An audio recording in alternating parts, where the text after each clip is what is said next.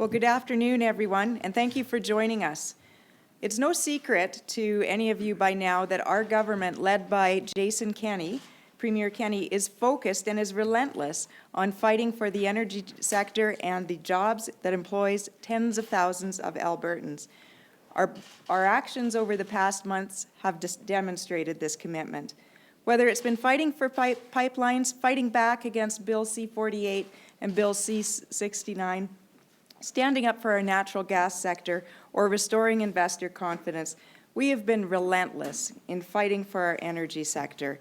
So today, we are excited to take another step forward in our government's fight back strategy. And I'd like to invite Premier Jason Kenney to share the details of what this important next step is. Thanks very much, Sonya. Great to be joined as well by Doug Schweitzer, Minister of Justice, and Steve Allen, who you're going to hear about in just a moment.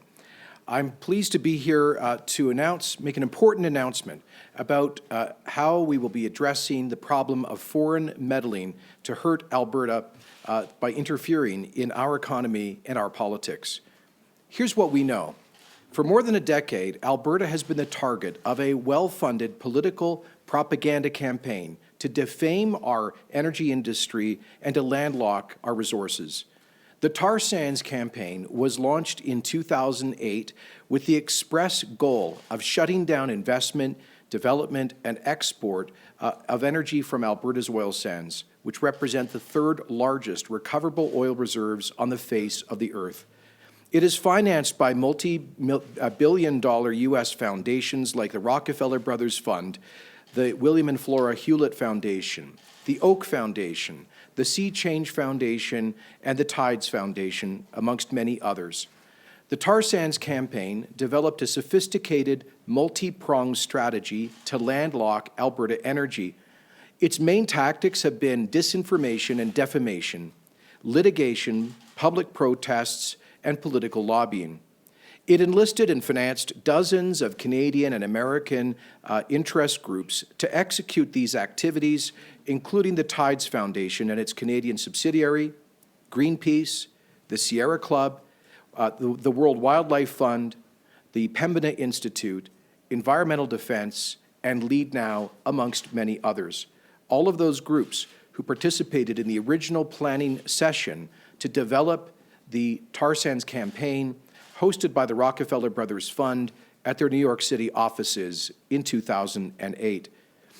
It provided money and logistical support for legal challenges, protests, and lobbying by interest groups and even Hollywood celebrities against Alberta energy producers and against Canadian pipelines. Investigation of American tax records filed with the IRS by independent Canadian researcher Vivian Krause show that the tar sands campaign has spent at least $75 million to thwart the development and export of Canadian oil. In addition to that, many independent expenditures not directly affiliated with the tar sands campaign have seen hundreds of millions of dollars spent to achieve the same goal, such as the some $200 million US dollars spent by US hedge fund billionaire Tom Steyer with the explicit goal of blocking the Keystone XL pipeline, something that he publicly celebrates. Vivian Krause has also revealed that since 2009, the American-based Tides Foundation and its Canadian affiliate gave at least 400 payments totaling $25 million to Canadian, American, and European interest groups specifically to oppose the construction of pipelines in Canada. She also found that the U.S. funders of the tar sands campaign have provided at least $8 million to the Pembina Institute alone, the interest group founded in Alberta that has opposed every single pipeline that has been dedicated to severely restricting oil and gas development, which is by far the largest employer in Alberta and the largest wealth creator in Canada. Lastly, we know that Lead Now, funded by the Tides Foundation, took an active role in the 2015 federal election, specifically targeting pro-energy MPs for defeat. This brief summary of what we know amounts to a premeditated, internationally planned and financed operation to put Alberta Energy out of business. The tar sands campaign has already achieved a number of its strategic goals. New or expanded pipelines have been blocked or delayed at every turn. New investment in oil sands development has been severely curtailed. Policymakers in Ottawa and in Alberta under the previous government have implemented taxes and regulations restricting investment, sending investment away, and damaging our energy resources. The consequences for Albertans are plain to see. Tens of thousands of job losses, thousands of business closures, negative economic growth, and massive increases in public debt. But it's not just about the tar sands campaign. I've pointed to others unaffiliated with that particular initiative. We can also look to a U.S. House of Representatives study done last year, which found compelling evidence of Russian government activity in social media campaigns to oppose the construction of pipelines in North America.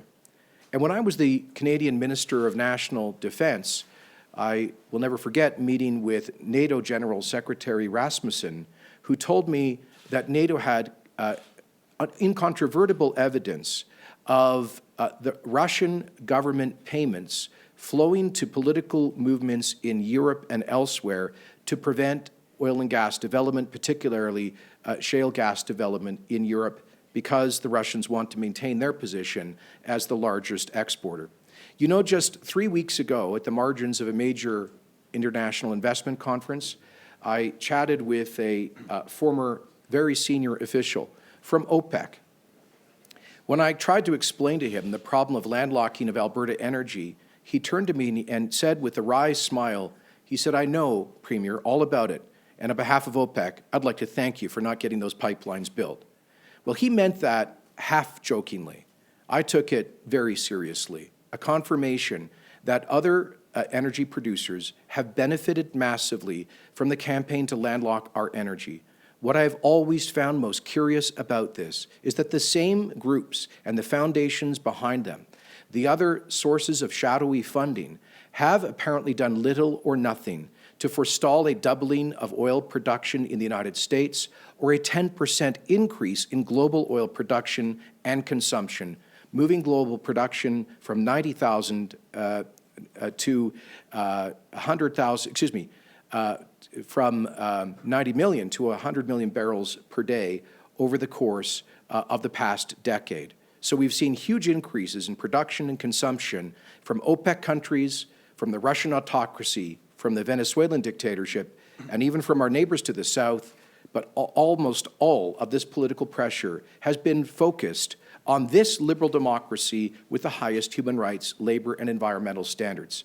And we want to know why, who, and how much. We want to understand what exactly lies behind this campaign to defame and landlock Canadian energy. That's why I'm pleased to announce today the launch of a formal public inquiry into all facets of the foreign-funded and directed attempts to landlock our energy, including but not exclusive to the tar sands campaign.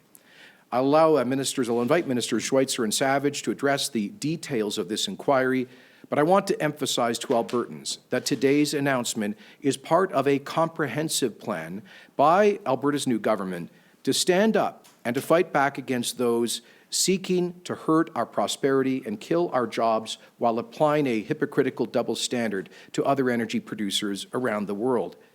For too long, Canadian governments have either stood by and done nothing to defend our interests or have tried to appease those working to damage our economy by capitulating to their demands for policies that have hurt our industry and killed Canadian jobs. The public inquiry will enable Albertans to learn more about all of this. They often say that sunlight is the best disinfectant. This public inquiry will be sunlight on the activities of this campaign. It will investigate all of the national and international connections, follow the money trail, and expose all of the interests involved. It will find out if any laws have been broken and recommend legal and policy actions where appropriate. Most importantly, it will serve notice that Alberta will no longer allow hostile interest groups to dictate our economic destiny as one of the most ethical major producers of energy in the world. Albertans gave our government a large mandate to stand up, to fight back, to tell the truth, and to retake control of our development of our natural resources and to compete in the global economy. We will be doing just that with this public inquiry. We're also doing so through the creation of our Energy War Room that will rebut the campaign of defamation and disinformation against us in real time. More details to follow on that in the fairly near future. We'll also do so through legal action related to Bills C-48 and C-69, laws that were effectively written by some of the architects of the tar sands campaign. And we will do so by continuing to build a national coalition of provincial and territorial governments, First Nations, and major industry groups that will join the fight for responsible energy and resource development in Canada. So thank you, and now I hand the podium over to Minister Schweitzer. Or Minister Savage, excuse me. Me again. Well, thank you, Premier. Today is an historic day for Alberta, and it also represents an important milestone for me as well. As many of you know, prior to serving as Alberta's energy minister, I spent over a decade working in the oil and gas sector, working specifically in the pipeline industry. And through that, I had a front row seat to witness the devastation and the destruction of this foreign-funded campaign. I witnessed it playing out on virtually every single pipeline project that tried to proceed in this country. And so what I learned and what I saw firsthand is that a passive approach, one that tries to seek a social license, one that tries to appease these foreign-funded opponents, simply does not work.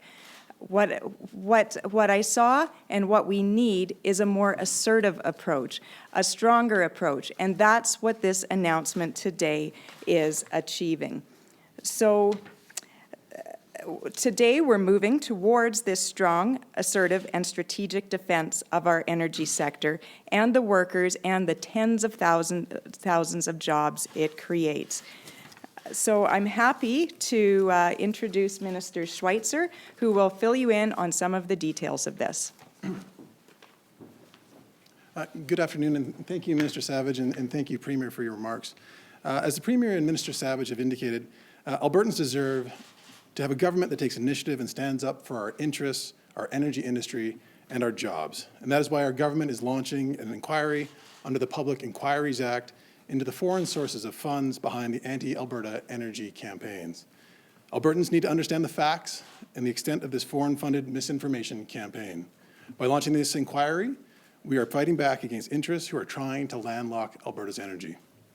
That is why we're very pleased that Steve Allen, a forensic and restructuring accountant, has agreed to serve as commissioner for this inquiry. Mr. Allen is respected, impartial, and has experience looking at root causes and bringing them to light. I know Mr. Allen will fulfill his role admirably and will serve as an impartial and effective commissioner. He will have 1 year to conduct the public inquiry, which will consist of 2 phases. The first phase will focus on fact-finding, which may include a paper review, investigation, information gathering, interviews, and additional research. The second phase will be based on the information gathered during phase 1 and will include any public hearings deemed necessary at that time. Mr. Allen will submit his final report to government by July 2nd, 2020, at which time we'll review it and then share it with the public. The budget for the inquiry is $2.5 million, and the government will provide administrative, security, website, and technical support. In trying to landlock our energy, this foreign-funded campaign has done reputational harm to Alberta's energy industry. It has limited our province's revenues and the public services that we provide, as well as those of industry trying to develop those energy resources within our borders. This is costing us thousands of jobs. If this inquiry helps us stop this campaign, it will be well worth the investment. This isn't a time for empty rhetoric. This is a time for action. That is why we're launching this inquiry, to stand up to the foreign influences undermining our province, Albertans expect that decisions about our economy and the development of our natural resources should rest with the people of this province, not foreign-funded interests.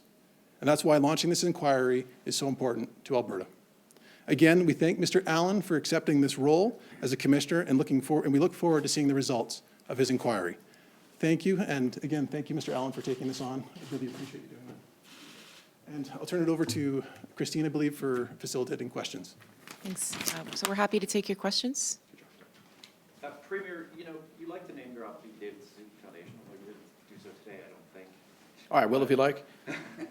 But a lot of the information you're looking for is already out there. We know this from tax forms, both in Canada and the United States. So I say David Suzuki because we know that they, on average per year, get about 5 to 6% of their budget comes from foreign sources.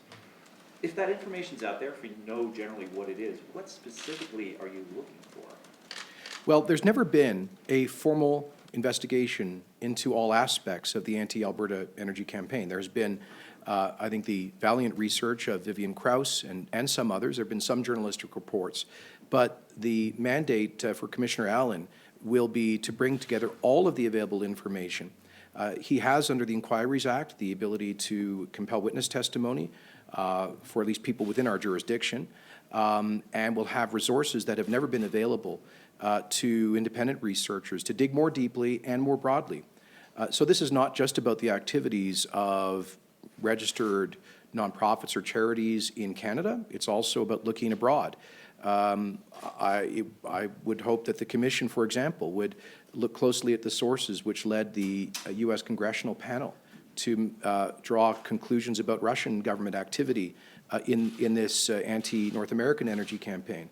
I would hope it could look at the activities of Mr. Steyer and others. So I think it would be very beneficial in terms of transparency and the public debate on this issue to have one authoritative compilation of all information on the campaign that's been seeking to landlock our energy, and that's really the goal here. So it's not just about one or two interest groups, it's about the entire broader picture. And you mentioned legal or policy actions. You'll be looking for recommendations for those.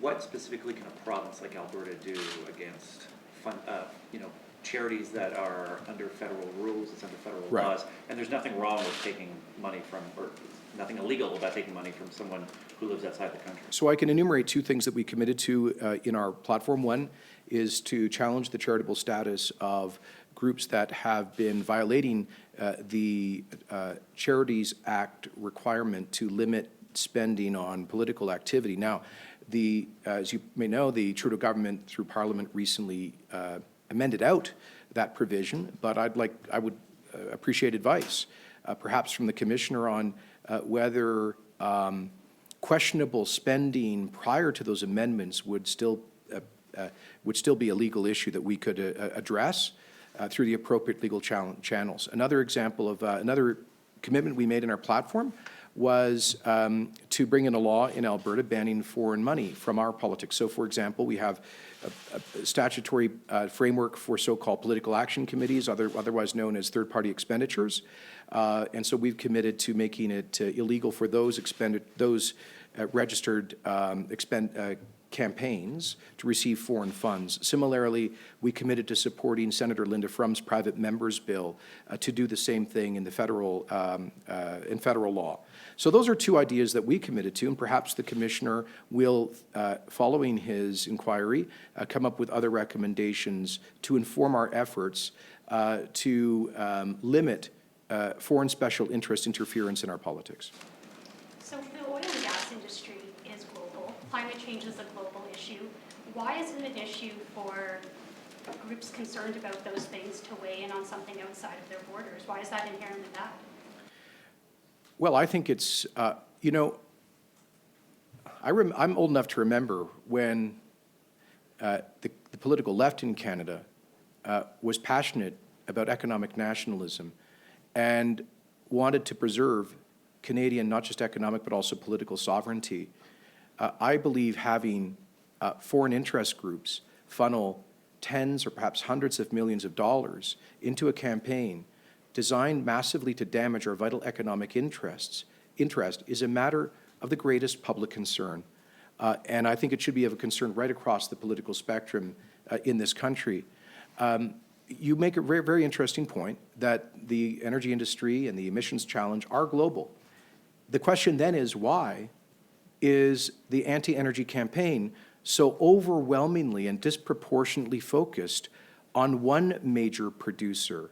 Why aren't these groups running campaigns to block pipelines in the United States and to the same extent that they have in Canada?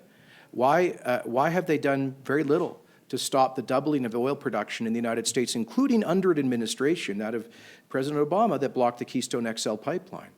Why did they do essentially nothing to inhibit, we have HSBC, for example, that says it won't provide funding to the Canadian oil sands any longer loans for greenfield developments in the oil sands, while they are hosting investment conferences in Riyadh, Saudi Arabia, and acting as one of the major creditors of Vladimir Putin's heavy oil industry in Russia, an industry that operates at manifestly lower environmental standards. These are some of the questions that I hope the inquiry can address. Vivian Krause herself has said she's found no evidence that there are U.S. commercial interests behind Rockefellers and what have you. So what is your hypothesis as to why they're picking on Alberta and not Texas? Well, obviously the commissioner will be free to draw his own conclusions, but I'll just repeat the hypothesis that I've articulated, which is this.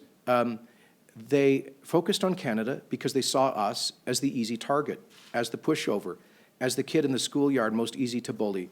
They picked on Canada because we are Canadians. We're so nice. We tend to be apologetic. And I think they understood that this country, amongst all of the major energy producers, would be the most easily intimidated by this campaign. And you know what? They were right.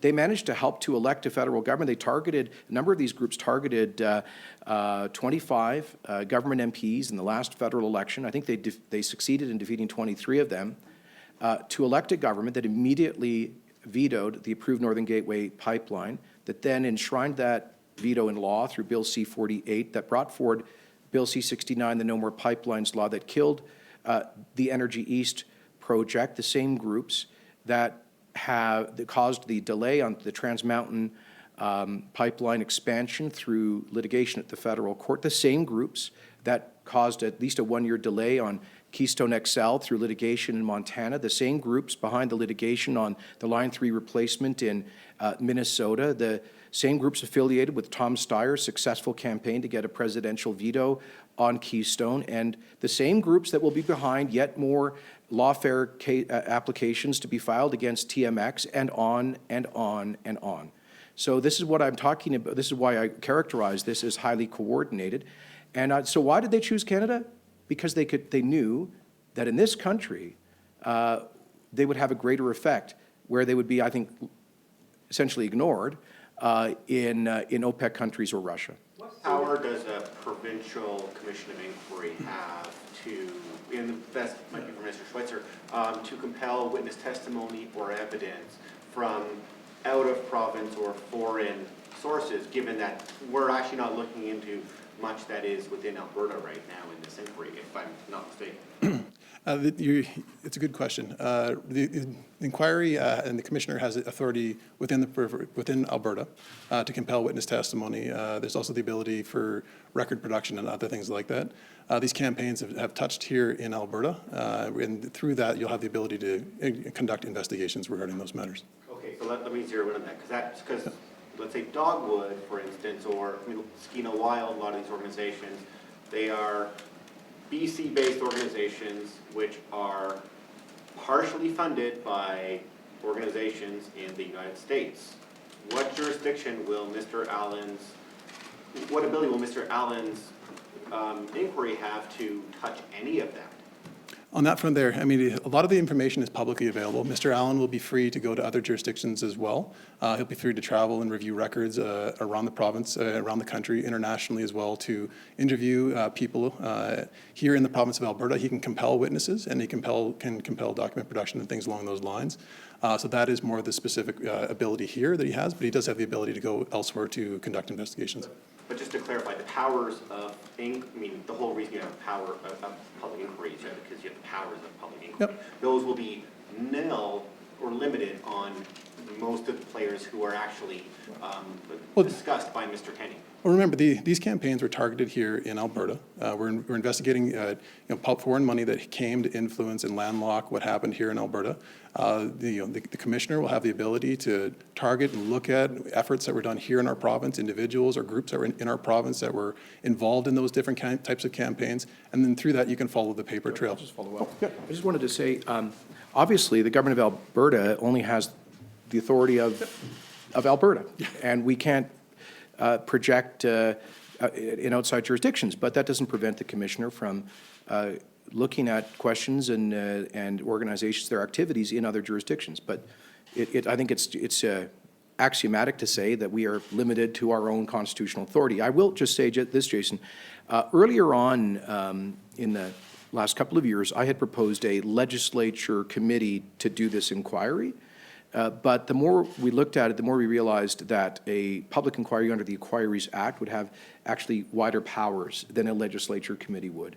It formalizes this, and it gives additional wider powers than a legislature committee would normally have. So I think this is the most that we can do with the authority that we have.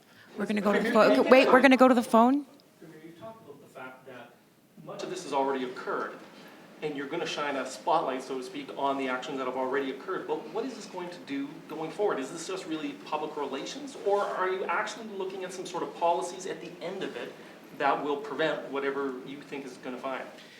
Well, this is, as we said, only one part of our broader fight back strategy, which also includes the war room as an effort to respond in real time to the lies and myths told about our energy sector through paid, earned, and social media, through advocacy efforts.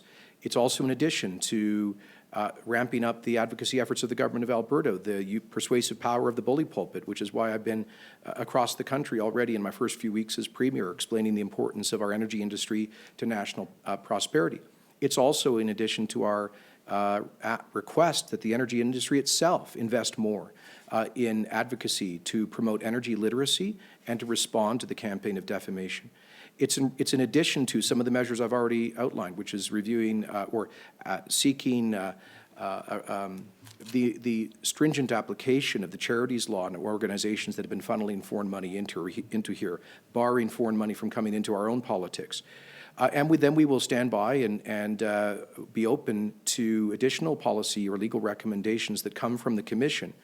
But basically, all of these things combined are about moving us from a defensive, tactical, and a passive posture to a strategic, proactive, and assertive approach to these issues. This is changing the game.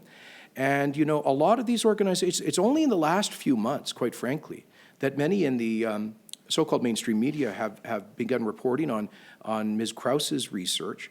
I think most Canadians are still not aware of the degree to which foreign-funded special interests have been injuring our country's prosperity.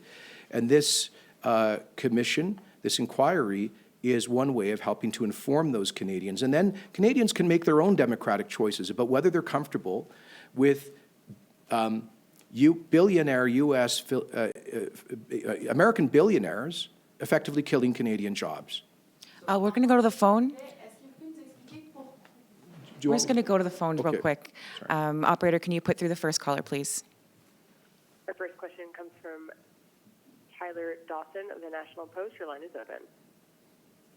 Hi, so I just wanted to ask you guys, you said sort of in your opening statement that the end goal of this is to in some way hamstring these environmental movements. You're all conservatives. You guys not see a free speech issue in this somewhere? No, I don't think so. Oh, sorry. Excuse me. No, I don't think so, Tyler. I've always said that I completely respect the freedom of speech of interest groups, regardless of their perspective. It's a constitutionally protected right that they exercise, which we do not challenge. Secondly, I've always said that we acknowledge that there are completely legitimate environmental concerns about energy production and consumption. And we welcome a fact-based debate over energy and the environment. We're quite happy to engage in that debate. We think Alberta comes out on top when all of the facts are known and they're on the table.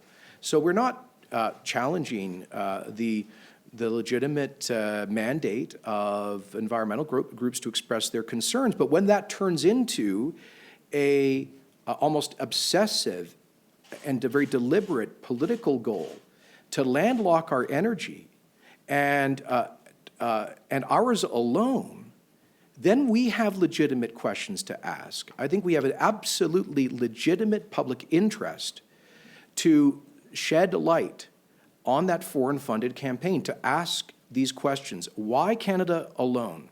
Why Alberta alone? And that's what the goal of this commission of inquiry is. Do you have a follow-up, Tyler? Nope, I'm good, thanks. Thanks. Operator, can you please put through the next caller? And then Yeah. I'll do French. Oh. I could add something to that too, and to address Mr. Varco's question. This campaign, we're starting to see it play out on natural gas and petrochemicals. So it's not just about something that's happened in the past in landlocking our oil resources. This is a continuing campaign. We're seeing it play out. We're seeing evidence of it in Vancouver, in the city council motion to seek damages from our oil and gas sector. So it hasn't played out. There is a lot still going on. En français, je ferai une petite sommaire. Oui. Aujourd'hui, nous lançons une enquête publique selon la loi des enquêtes de l'Alberta pour faire une enquête sur la question de l'ingérence des intérêts spéciaux étrangers qui ont versé dizaines de millions de dollars dans la campagne à bloquer l'énergie albertaine.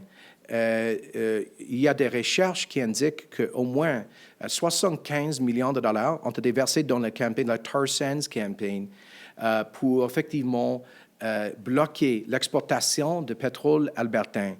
En même temps, les mêmes groupes n'ont rien fait pour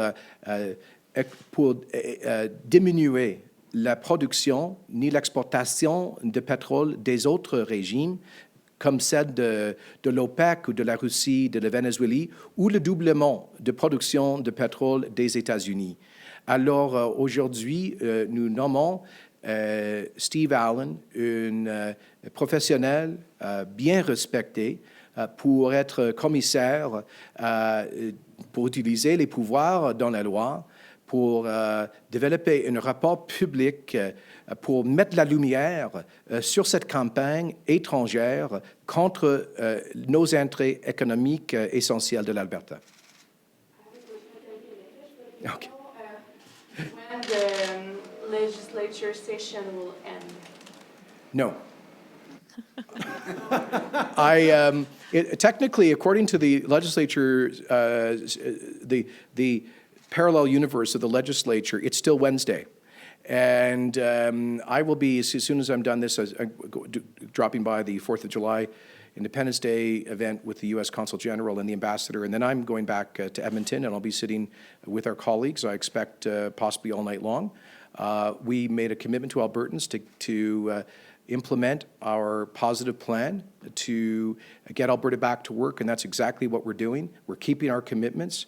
Last night, the legislature, the Assembly met all through the night, and I'm pleased to see that there was progress on I'm pleased to see that there was progress on, first of all, the final third reading vote in favor of Bill number 2, the Open for Business Act, a key part of our job creation strategy. There was also progress on Minister Savage's Royalty Review Act and on the Senate Election Act. But we have introduced 13 bills in this session of the spring session of the legislature. I campaigned for over 2 years saying that we were going to sit as long as it took through the spring and summer to get the job done with these initial priority bills, and that's exactly what we're committed to doing. I'd like to commend the members of the United Conservative Caucus for yet again sitting all through the night, and we look forward to getting the job done, keeping our commitments, promises made, promises kept. Premier, you mentioned Bill C-69 in your speech, and today Natural Resources Minister Amarjeet Sohi was in Calgary, and he talked about the fact that oil projects and pipelines can still be built under that legislation in his estimation, and that the government wants to see oil production go up. How do you view those comments? And I guess what he's saying is that pipelines can still go ahead.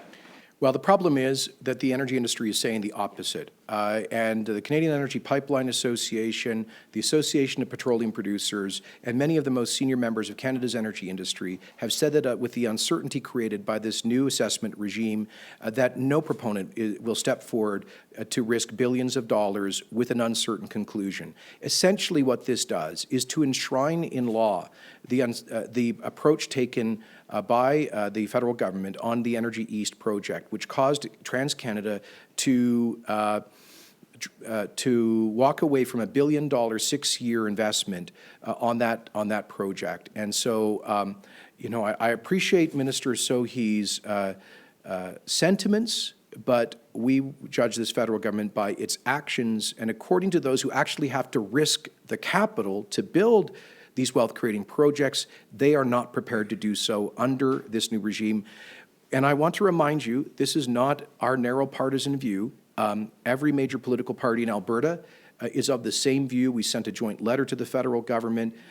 So parties representing at least 98% of the Alberta electorate were opposed to the final form of Bill C-69, as were 9 of the 10 provincial governments and at least 1 of the 3 territorial governments, and virtually every major industry group in the country. So when you've got virtually the entire business community, virtually every province, and every major political party in Alberta lined up on that, I think Minister Sohi, his comments lack credibility. So, Premier, sorry, you used the word defamation quite a bit as far as this defamation campaign. Would the Alberta government ever consider suing environmental groups who oppose? Well, I raised that question in the last week of the campaign, and I said that we would be prepared to do so, where if we can find a case for damages. I have often said but I think that would require a party that that could get standing in American courts, and that would be legally challenging. But I don't think it's impossible to construct a case for damages. I've often said that a useful precedent can be found in Resolute Forest Products' campaign for damages against Greenpeace for its campaign of defamation against Canadian forestry practices.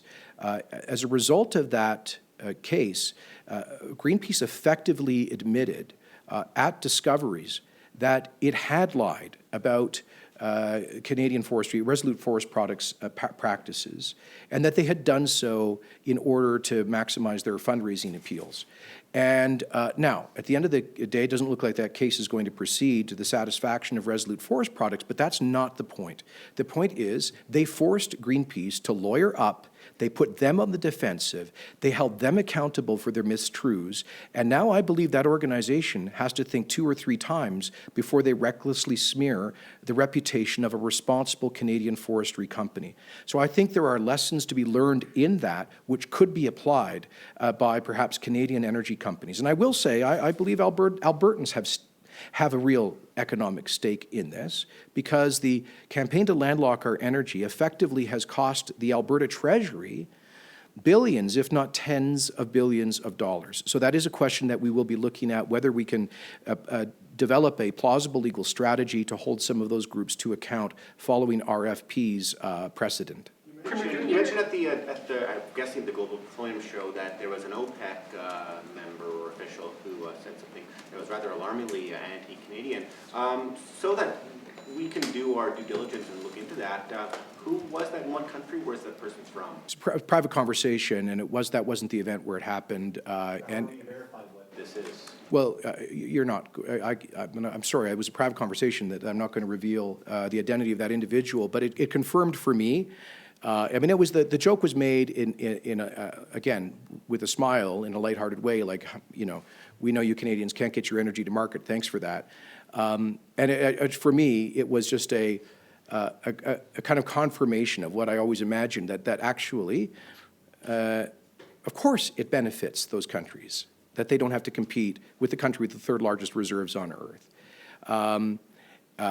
Now, my broader point here, though, is that I hope the Commission will look at all of the available evidence of potential funding behind the tar sands campaign and related initiatives, such as the conclusions drawn by the American House of Representatives panel on this issue. So I think there's a lot of interesting information to look at. Do you think this campaign is economic and not environmental? Ms. Krause has put forward the view that it's an economic campaign to protect an American monopoly on Canada's oil. They obviously mounted as an environmental campaign. Do you agree with Ms. Krause? Well, we will await the report of Commissioner Allen on what conclusions he draws. All I can tell you is I have no doubt that some of these groups believe that they are motivated by environmental concerns. However, the real concrete impact is that they have not reduced production or consumption of energy by 1 barrel. They have not reduced greenhouse gas emissions by 1 megaton. All they have done is to economically damage Canada.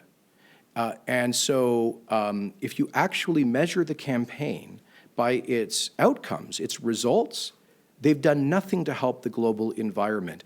Canadian bitumen is now produced at a lower carbon footprint than the average barrel of heavy oil produced around the world.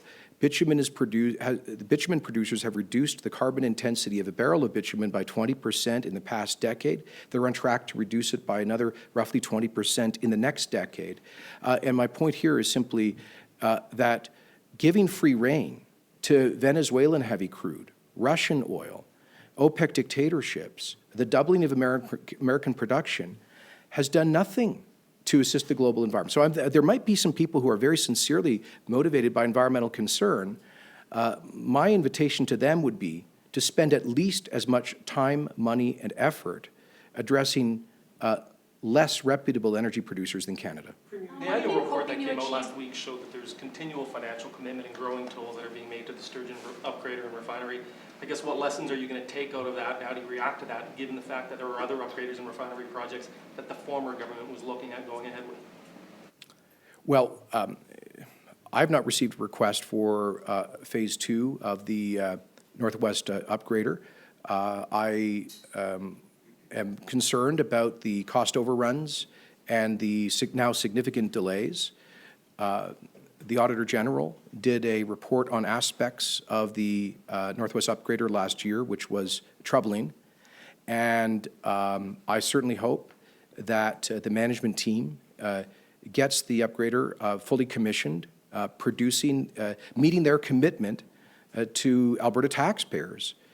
So the agreement that was signed a decade ago or 8 years ago, obviously that we cannot extricate ourselves from that. We just hope that the upgrader they'll work through these technical problems as quickly as possible and start to produce value for the Alberta economy. And apart from that, we'll continue to monitor those developments. Yeah, I just wanted to ask you about the Premier's conference in Saskatoon next week. What are you hoping to achieve from that? Any particular counterparts you're hoping to get to hear of? Yes, so I really hope that we can make serious progress on internal trade, and I was really happy that the Western premiers agreed to the principle of mutual recognition of professional credentials to facilitate labor mobility across Canada. I know that's not a quote-unquote sexy issue, but it is a hugely important one. And that was the first time, I believe, premiers in Canada have ever talked openly about the idea of mutual recognition. If a doctor in France can move to England and practice the next day, why can't a doctor from BC move to Alberta and practice the next day? So that's the principle, and I'm going to be pushing that very hard. I'll also be moving forward with our own commitments to expand free trade and within Canada. So those are important issues, as well as foreign credential recognition for newcomers to Canada. We want to work with other provinces to knock down barriers to the licensure of new Canadians who too often are unemployed or underemployed. Obviously, we'll be talking about the energy industry and the need for resource and energy corridors across the country. That was something that we agreed to as Western premiers. And by the way, that's Western and Northern premiers. So that was 7 of the 13 jurisdictions that will be at Saskatoon signed off on the principle of economic and energy corridors. So those will be some of our main goals. Premier, during the campaign... Sorry, you were moving the conversation a bit to the Green Line. So before the election, you were kind of critical of how Calgary was handling the Green Line construction. You may not have heard, but one of Calgary's city councillors has talked about perhaps putting the project on pause for the time being. So just wanted to ask, 4 years after you announced funding for the Green Line, do you think that the city council, are you surprised that city council is in the position where it is right now? Where it's considering putting it on pause? I won't say I'm surprised. I note with interest the recent submission made by a group of eminent Calgarians and led by Jim Gray that have asked some penetrating questions about the feasibility of the current Green Line plan. I have not, in the first few weeks as Premier, had a chance to look at this closely. I look forward to sitting down and chatting with Mayor Nenshi about it. I will repeat the following, which is that as a federal minister, I announced $1.53 billion contribution towards a Green Line in the spring of 2015. And that was to go from the far north to the far southeast, cover, I think, something like 50 kilometers of track and 25 stations, but somehow that got cut in half for the same amount of money. And I don't think Calgarians have received adequate answers to those questions. So I'm glad that we have some eminent Calgarians and people at council. Before we go into the single largest infrastructure expenditure in the history of Alberta, I think some of these questions need to be answered. And with that, folks, I've got to run to see our American friends and celebrate Independence Day, get back to Edmonton. Thank you very much.